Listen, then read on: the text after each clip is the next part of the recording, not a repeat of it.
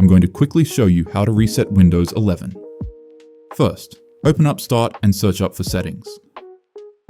Then click on System. Scroll down and click on Recovery.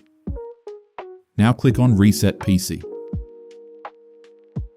Here, you can choose to keep your files and reinstall Windows, or to delete everything and reinstall Windows. If you are resetting your PC to sell it, I'd recommend you select to remove everything. Now you can pick between cloud download and local reinstall. Local reinstall is fine if you don't have access to internet right now. Cloud download will usually be better because it will always reset to the latest version of Windows. And this could fix anything wrong with the old install of Windows. Here you can recheck all the settings you've picked. Click on Change Settings. You can select Delete Files from all drives if you want to wipe everything from this PC.